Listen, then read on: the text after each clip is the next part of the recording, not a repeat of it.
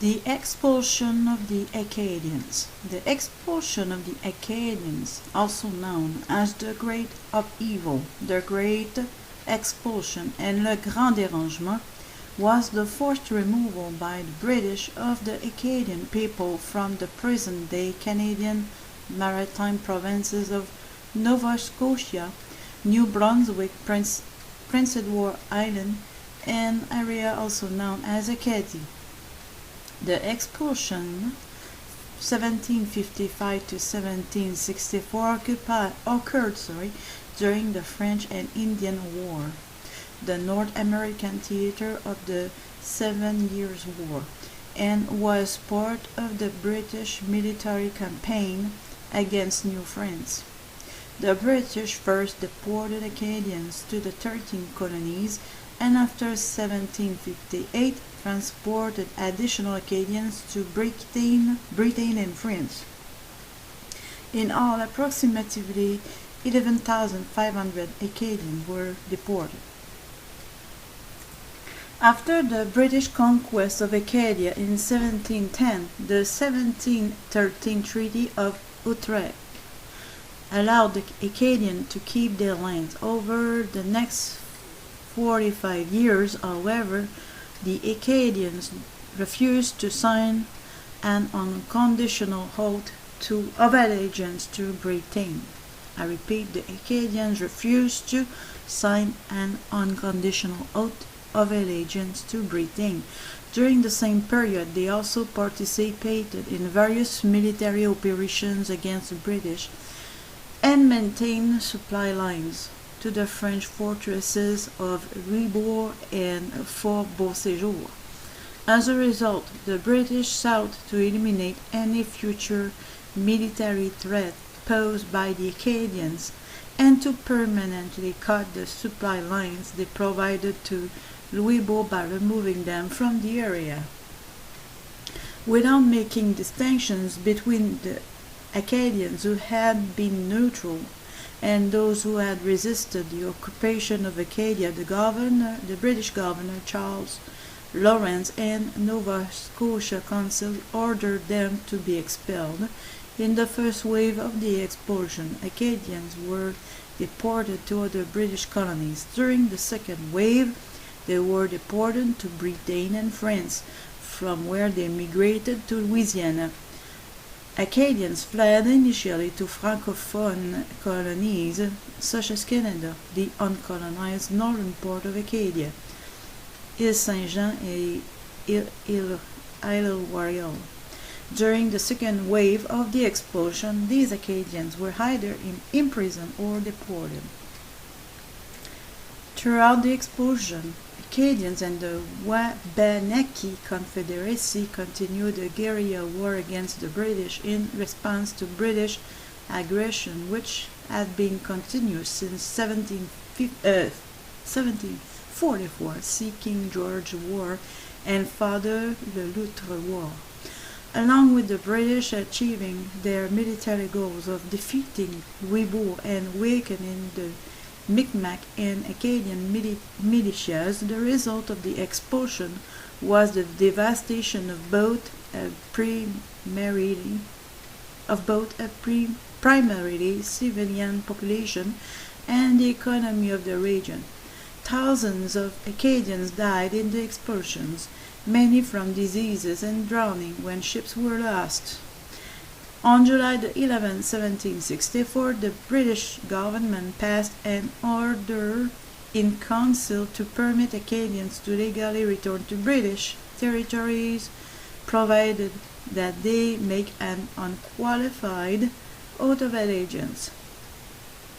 The American poet Henry Wadsworth Longfellow memorialized the historic event in this poem about the plight of the fictional character Evangeline, which was popular and made the expulsion well known. According to Acadian historian Maurice Basque, the story of Evangeline continues to influence historic accounts of the deportation, emphasizing neutral Acadians and de-emphasizing those who resisted the British Empire. Historical context. After the British officially gained control of Acadia in 1713, the Acadians refused to sign an unconditional oath of loyalty to become British subjects. Instead, they negotiated a conditional oath that promised neutrality. Some Acadians remained neutral and refused the unconditional oath. The difficulty was partly religious, as the British monarch was the head of the Protestant Church of England, and the Acadians were Roman Catholic. They also worried that signing the oath might commit male Acadians to fight against France during wartime, and that it would be perceived by their Micmac neighbors as an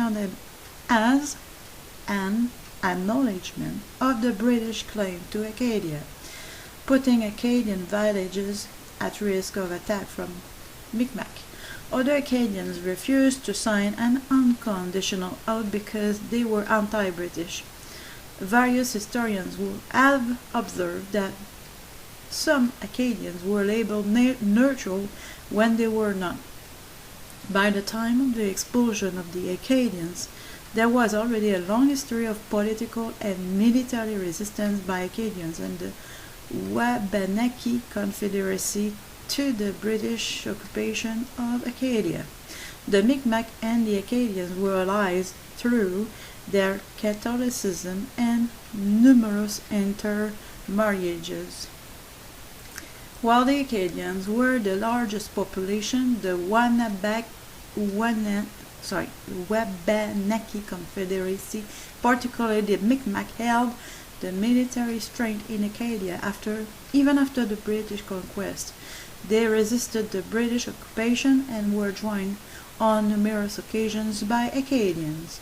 These efforts were often supported and led by French priests in the region. The Wabanaki Confederacy and Acadians fought against the British Empire in 6 wars, including the French and Indian Wars, Father Rail's War, and Father Le Loup Wars, over a period of 75 years. The French and Indian War. In 1753, French troops from Canada marched south and seized and fortified the Ohio Valley. Britain protested the invasion and claimed Ohio for itself. On May 28, 1754, the war began with the Battle of Jumonville Glen. French officer assigned to Jumonville and a third of his escort were killed by a British patrol led by George Washington. In retaliation, the French and the Indians defeated the British at Fort Necessity. Washington lost a third of his force and surrendered. Major General Edward Braddock's troops were defeated in the Battle of Monongahela, and William Johnson's troops stopped the French advance at Lake George. In Acadia, the primarily British objective was to defeat the French fortifications at Beauséjour and Louisbourg and to prevent future attacks from the Wabanaki Confederacy. French and Acadians on the northern New England border. There was a long history of these attacks from Acadia. See the Northeast Coast Campaigns, 1688, 1703, 1723, 1724, 1745, 1746, and 1747. The British saw the Acadians' allegiance to the French and the Wabanaki Confederacy as a military threat. Father Le Loup War was created had created the conditions for total war. British civilians had not been spared, and as Governor Charles Lawrence and the Nova Scotia Council saw it, Acadian civilians had provided intelligence, sanctuary, and logistical support, while others had fought against the British. During the Le Loup War, to protect the British settlers from attacks along the former border of New England Acadia, the Kennebec River, and British built Fort Halifax, Winslow, Fort Shirley, Dresden, formerly Frankfurt, and Fort Western Augusta. After the British capture of Beausejour, the plan to capture Louisbourg included cutting trade to the fortress in order to weaken the fortress and in turn weaken the French ability to supply the Micmac in their warfare against the British. According to historian Stephen Patterson, more than any other single factor, including the massive assault that eventually forced the surrender of Louisbourg, the supply problem brought an end to French power in the region. Lawrence realized he could reduce the military threat and weaken Fortress Louisbourg by deporting the Acadians, thus cutting off supplies to the fort. During the expulsion, French officer Charles Deschamps de Bois-Hébert led the Micmac and the Acadians in a guerrilla war against the British. According to Louisbourg account books, by late 1756, the French had regularly dispensed supply to 700 natives. From 1756 to the fall of Louisbourg in 1758, the French made regular payments to Chief Jean-Baptiste Cope and other natives for British scalps. My goal was just to have the historical context of the Acadian deportation.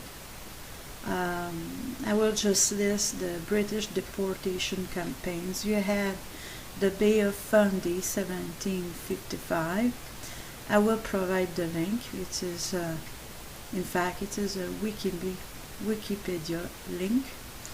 Donc, Bay of Fundy, 1755. You have Cape Sable, Île Saint-Jean and Île Royale, Petit Kodiak River Campaign, Saint John River Campaign, Gulf of St. Lawrence Campaign. This interests me, so I will read it. Main article, Gulf of St. Lawrence Campaign, 1758. In the Gulf of St. Lawrence Campaign, also known as the Gaspé Expedition, British forces raided French villages along present-day New Brunswick and the Gaspé Peninsula coast of the Gulf of St. Lawrence, ou Fleuve Saint-Laurent. Sir Charles Hardy and Brigadier General James Wolfe commanded the naval and military forces respectively. After the siege of Louisbourg, 1758, Wolfe and Hardy led a force of 1,500 troops in 9 vessels to Gaspé Bay, arriving there on September 5th. From there, they dispatched troops to Miramichi Bay on September 12th, Grande Rivière, Quebec, and Pabos on September 13th, and Mont-Louis, Quebec on September 14th.